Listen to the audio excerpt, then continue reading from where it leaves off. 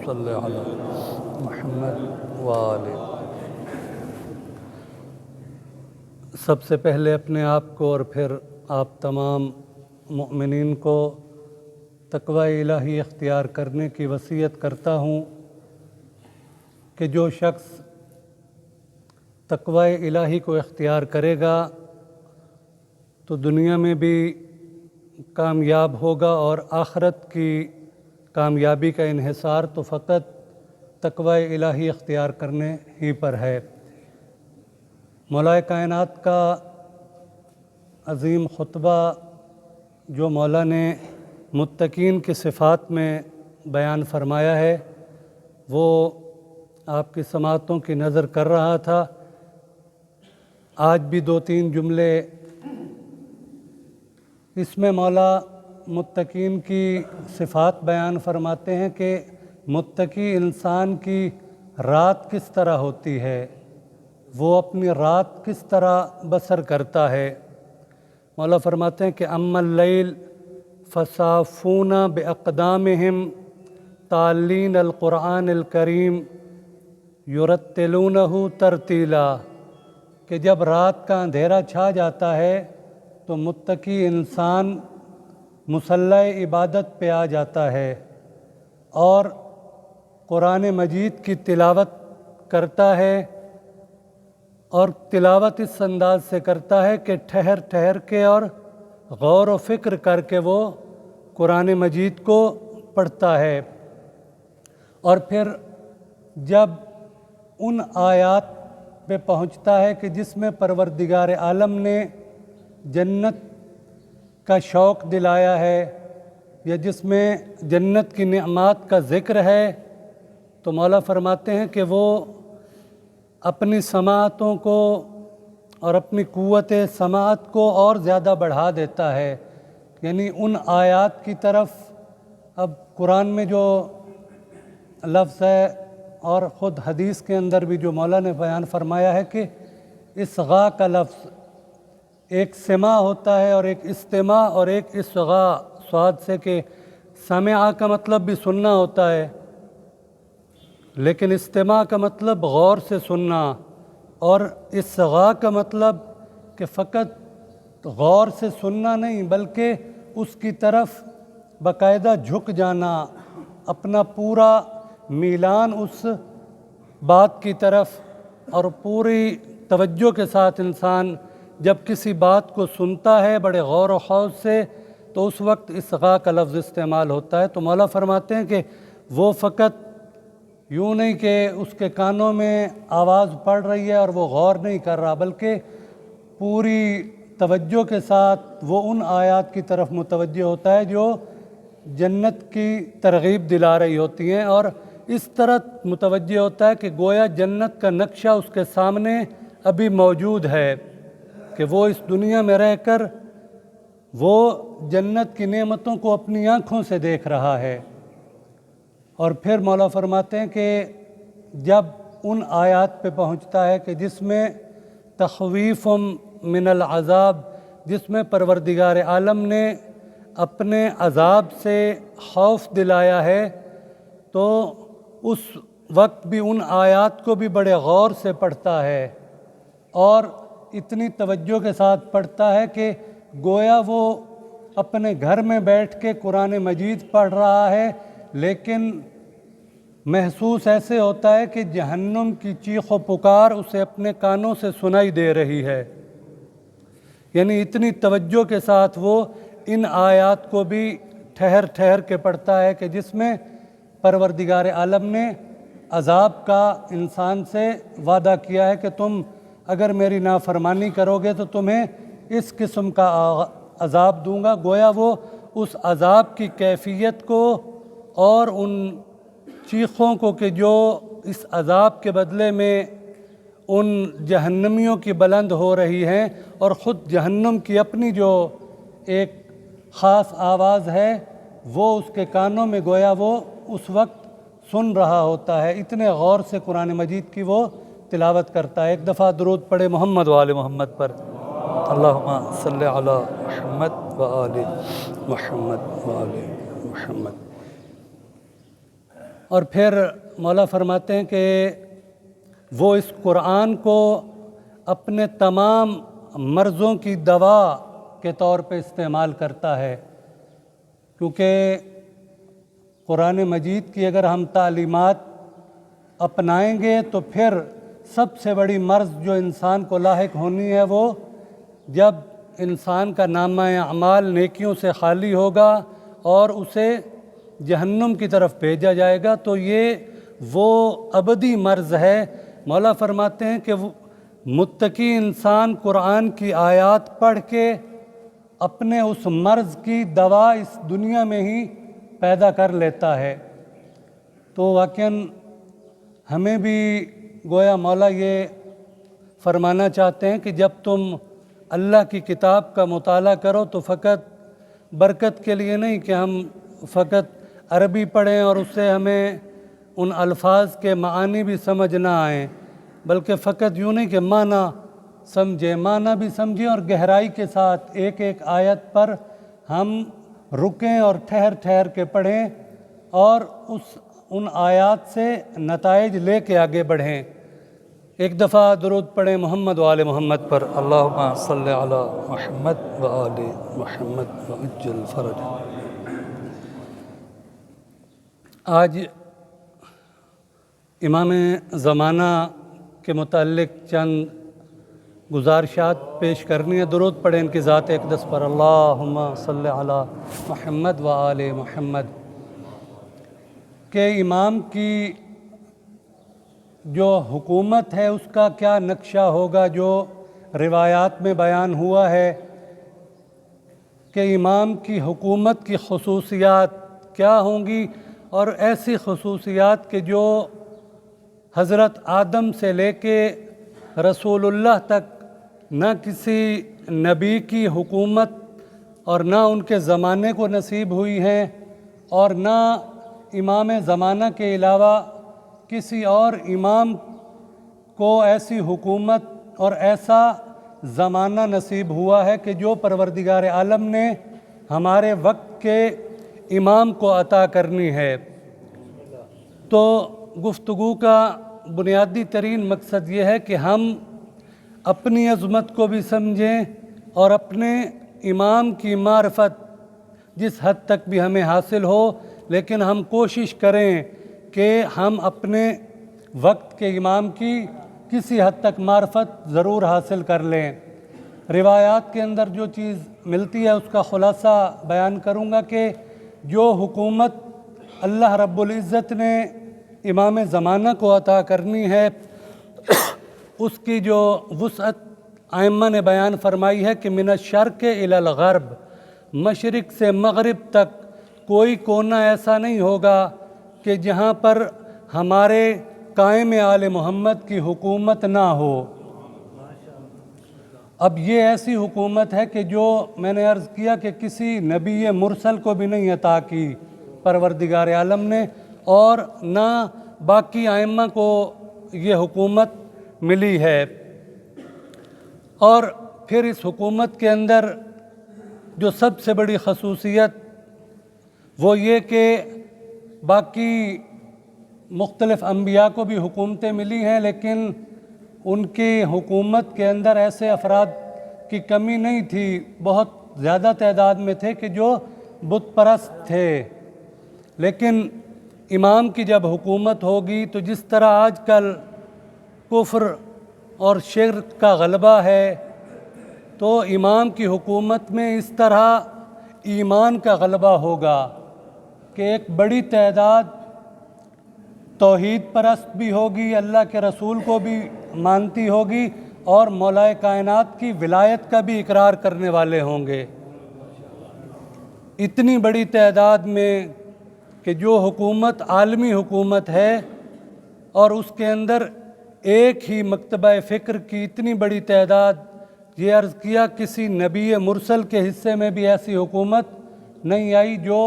ہمارے وقت کے امام کو پروردگار عالم نے عطا کرنی ہے۔ اور اس حکومت کا جو منشور ہے وہ اور دستور اور آئین وہ قرآن مجید ہوگا۔ آج تک جتنی حکومتیں بھی ہیں تمام حکومتوں کے اگر دستور کو پڑھیں تو 100% قرآنی احکامات والا دستور آپ کو کسی حکومت میں بھی نہیں ملے گا۔ وہ فقط امام زمانہ کی جب حکومت قائم ہوگی تو اس وقت 100% الہی قانون جو ہیں وہ رائج ہوں گے۔ اور جیسے باقی آج کل بھی دیکھتے ہیں ہم کہ مختلف سیاسی پارٹیاں ہیں، اس وقت کوئی کسی سیاسی پارٹی کا وجود نہیں ہوگا، صرف ایک ہی پارٹی ہوگی جس کے قائد امام زمانہ ہوں گے، اور وہ ولایت ائمہ کی ایک جماعت جس کا نمائندہ امام زمانہ ہوں گے۔ اس کے علاوہ اور کسی بھی حزب، کسی گروہ، کسی پارٹی کا کوئی وجود نہیں ہوگا۔ تو یہ تمام خصوصیات امام زمانہ کی حکومت کے ساتھ مختص ہیں کہ جو پہلے کسی کو بھی میسر نہیں آئی۔ درود پڑھیں محمد و آل محمد پر، اللہم صلی علی محمد و آل محمد۔ اور واقعاً ایک روایت ہم سنتے رہتے ہیں لیکن اس کی طرف بس متوجہ کرنا ہے کہ رہبر معظم فرماتے ہیں کہ پروردگار عالم نے وہ کام جو انبیاء سے بھی نہیں لیا، حتیٰ رسول اللہ سے بھی نہیں لیا، وہ امام زمانہ سے لیں گے، اور وہ وہی روایت کے یملا اللہ الارض قسطا و عدلا کما ملئت ظلما و جورا، کہ اس کائنات کو جو کہ فسق و فجور سے پر ہوگی اسے عدل و انصاف سے جو مقدس ہاتھ پر کریں گے وہ امام زمانہ کے ہاتھ ہوں گے۔ اور یہ پروردگار عالم نے خاص فضیلت ہمارے وقت کے امام کو عطا کی ہے کہ پوری دنیا کے اندر نظام عدل کسی اور نہ نبی کی یہ ڈیوٹی تھی اور نہ کسی امام کے ذمے یہ تھا، باقی تمام انبیاء اور ائمہ کی ڈیوٹی فقط کیا تھی کہ پیغام پہنچا دینا، لیکن ان پیغامات اور احکامات کو نافذ العمل بنانا یہ فقط امام زمانہ کی ڈیوٹی ہے۔ اور یہ بہت بڑا کارنامہ ہے کہ جو 1,24,000 پیغمبروں میں سے کسی کے حصے میں یہ نہیں آیا۔ اور اسی لیے ہم روایات پڑھتے ہیں، سنتے رہتے ہیں کہ کربلا کے جو شہداء تھے امام حسین علیہ السلام کے ساتھ تھی۔ ایک دفعہ درود پڑھیں ان کی ذات اقدس پر، اللہم صلی علی محمد و آل محمد۔ خود امام حسین فخر کرتے ہیں کہ جو ساتھی مجھے اللہ نے عطا کیے ہیں نہ میرے بابا علی کو وہ عطا ہوئے اور نہ میرے نانا رسول کو وہ عطا ہوئے، لیکن امام زمانہ کے ماننے والوں کا مرتبہ شہدائے کربلا سے بھی بڑا ہے۔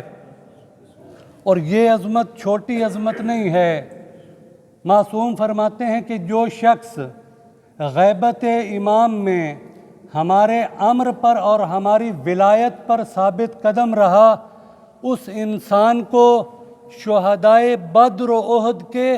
1000 شہیدوں کا درجہ دیا جائے گا۔ اب بدر کے جو شہید ہیں ان کی فضیلت سوائے کربلا کے شہداء کے اور کوئی بھی ان کا مقابلہ نہیں کر سکتا،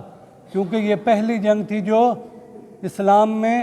واقع ہوئی ہے، اور ان شہداء کا مرتبہ باقی جتنی بھی آج تک جتنے شہداء ہو رہے ہیں سوائے کربلا کے شہداء کے، باقی کوئی شہید ان کا مقابلہ نہیں کر سکتا۔ اور معصوم فرماتے ہیں کہ جو ہمارے قائم کی غیبت کے دور میں ہماری ولایت پر ثابت قدم رہا تو اس انسان کا درجہ اور مرتبہ کیا ہے، اسے کتنا اجر ملے گا۔ بدر و احد کے 1000 شہداء کا اجر اگر ایک طرف رکھ دیں تو امام زمانہ کی غیبت میں ان کی ولایت پر ثابت قدم رکھنے والے ایک انسان کا اجر 1000 شہیدوں سے زیادہ ہے۔ تو یہ واقعاً ہماری عظمتیں ہیں کہ اگر ہم ان کو سمجھیں اور درک کریں کہ ہماری کتنی فضیلت بیان ہوئی ہے۔ اللہ کے رسول اپنے صحابہ کے ساتھ تشریف فرما ہوتے تھے تو وہ خواہش کرتے تھے کہ مجھے پروردگارہ اس قوم کی زیارت نصیب فرما، اور اس قوم سے ملنے کی اللہ کے رسول خواہش کرتے تھے کہ جو امام زمانہ کے ساتھی ہوں گے اور جو ان کے اصحاب میں شمار ہوں گے۔ تو واقعاً یہ چھوٹی عظمتیں نہیں ہیں اگر ہم اس پرفتن دور میں اپنے امام کو یاد رکھیں اور ان کے ساتھ اپنا رابطہ مضبوط رکھیں، تو یہ بہت بڑا اجر اور بہت بڑے ثواب کا ذریعہ ہے۔ درود پڑھیں محمد و آل محمد پر، اللہم صلی علی محمد و آلہ۔ بس ایک اعلان بھی کرنا ہے کہ انشاءاللہ ایک کل ہفتہ آ رہا ہے، اس سے جو اگلا ہفتہ ہوگا اس میں مدرسہ دارالقرآن کے ایک جلسے کا انعقاد کیا گیا ہے اسی جامعہ مسجد میں انشاءاللہ، جس میں قبلہ اقبال خان صاحب ملتان والے وہ بھی تشریف لائیں گے، حافظ حیدر نقوی صاحب ان کا بھی خطاب ہوگا، مار فیاض وہ بھی انشاءاللہ تشریف لائیں گے، اور ان کے بیٹے مہر عمران حیدر وہ بھی آئیں گے، توصیف کمیلی صاحب بھی ہیں، اور ایک انتہائی اہم شخصیت علامہ ظفر نقوی صاحب وہ بھی انشاءاللہ خطاب فرمائیں گے۔ تو آپ مومنین سے التماس ہے کہ اگلا جو ہفتہ انشاءاللہ آ رہا ہے اس میں 10 بجے انشاءاللہ پروگرام شروع ہوگا اور 4-5 بجے تک یہ جائے گا۔ 6-7 پڑھنے والے ہیں تو، اور علماء کی صحبت، اللہ کے رسول فرماتے ہیں کہ موت القبیلۃ ایسر من موت العالم۔ واقعاً اگر صرف اس حدیث کو بھی انسان سمجھ لے تو علماء کی عظمت اور ان کے مقام کو انسان سمجھ سکتا ہے۔ اللہ کے رسول فرماتے ہیں کہ اگر ایک خاندان میں ایک عالم دین ہو تو اگر پورا خاندان اس دنیا سے چلا جائے کسی آفت کے بعد تو پورے خاندان کا مر جانا یہ کم نقصان ہے، لیکن اگر ایک عالم دین اس دنیا سے چلا جائے تو اس کا نقصان زیادہ ہے۔ تو یہاں پر مظفر بھائی اور ان کی جو ٹیم ہے انہوں نے انعقاد کیا ہے کہ علماء کو یہاں پہ بلایا ہے، تو انشاءاللہ ضرور آپ تعاون بھی فرمائیں گے۔ ہر قسم کے تعاون کا یہ مدرسے کو ضرورت ہے، اور خصوصی طور پہ کہ جب آپ تشریف لائیں اور ان علماء کی گفتگو سے استفادہ ضرور فرمائیں۔ درود پڑھیں محمد و آل محمد پر، اللہم صلی علی محمد و آلہ۔ اور امام زمانہ کی جو حکومت کی خصوصیات میں سے ایک خصوصیت کیا ہے؟ معصوم فرماتے ہیں کہ اس وقت پوری دنیا کی جو زمین ہے، جو بنجر زمین ہے، وہ بھی سرسبز و شاداب ہو جائے گی۔ زراعت جو آج ہم اپنی زمینوں سے جتنی پیداوار لیتے ہیں، معصوم فرماتے ہیں اس سے کئی گنا زیادہ حیرت انگیز طور پر زمین کی جو زراعت ہے اس کی پیداوار میں اضافہ ہو جائے گا۔ اور یہ سب کیا ہے؟ ہمارے وقت کے امام کے وجود کی برکت کا نتیجہ ہے۔ اور ٹیکنالوجی وہ اتنی ترقی کر جائے گی کہ انسان کا تصور بھی جہاں تک نہیں جا سکتا۔ آج بھی ہم ٹیکنالوجی کو دیکھتے ہیں تو انسان حیرت میں پڑ جاتا ہے، لیکن معصوم کے دور میں معصوم فرماتے ہیں کہ کیونکہ ائمہ کو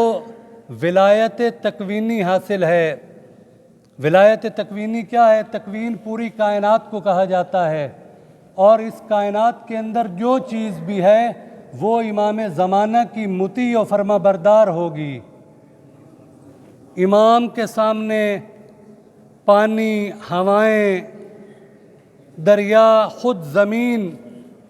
ایک لمحے میں امام کے لیے ہزاروں نہیں لاکھوں کلومیٹر کا سفر بھی وہ ایک لمحے میں امام طے کر لیں گے، اور ان کے ماننے والوں کے لیے بھی یہ سب کچھ ہوگا کہ زمین جو ہے وہ पूरी कायनात उनके लिए भी मुसख्खर होगी, लेकिन वो इमाम के ख़ास असहाब होंगे। तो इस कायनात पर पूरे का पूरा तसर्रुफ़ जो हम सुनते आए हैं आइम्मा का है। हर दौर में आइम्मा ने मौजज़ात दिखाए हैं, लेकिन उस वक्त मौजज़ात यूँ होंगे कि हर रोज़ शायद इंसान एक से ज़्यादा मौजज़े इमाम ज़माना के दस्ते मुबारक से अपनी आँखों से देखेगा। तो ये तमाम उस हुकूमत की खसूसियात हैं कि और उस इमाम की खसूसियात हैं कि जिस इमाम की हम उम्मत हैं और उनकी गैबत में हम ये अरसा गुजार रहे हैं, लेकिन इमाम का वजूद आज भी इस दुनिया में मौजूद है। यूँ नहीं है इमाम गायब हैं, मौजूद हैं, यानी उनका वजूद से इनकार नहीं हो सकता। हमें ये नहीं मालूम कि कहाँ पे रह रहे हैं, वरना आज भी बहुत से उलमा ने वाक़यात लिखे हैं और कि जो आज के इस दौर में भी इमाम ज़माना के वजूद से इस्तिफ़ादा करते हैं। लेकिन ज़ाहिरी बात है कि उसके लिए हमें इमाम के साथ जो इमाम की एक दुआ, मारूफ़ दुआएं इमाम के साथ मंसूब काफ़ी सारी हैं। दुआए अहद कि जिसका पढ़ना सुबह नमाज फ़ज्र के बाद हर मोमिन की ज़िम्मेदारी है कि उठ के उसमें क्या कि मोमिन अपने वक्त के इमाम के हाथों पर तजदीद बैत करता है कि ए इमाम हम आपके मुंतज़िर हैं, और परवरदिगार आलम से ये दुआ करता है कि ए अल्लाह हमें अपने वक्त की इमाम का नासिर बना, उनकी नुसरत करने वाला बना। तो वाक़ई इन दुआओं से भी हमें मरबूत रहना चाहिए और इन दुआओं से भी इस्तिफ़ादा करना चाहिए ताकि हम अपने वक्त के इमाम की नुसरत करने वालों में से शुमार हो सकें। दरूद पढ़ें मोहम्मद वाले मोहम्मद पर।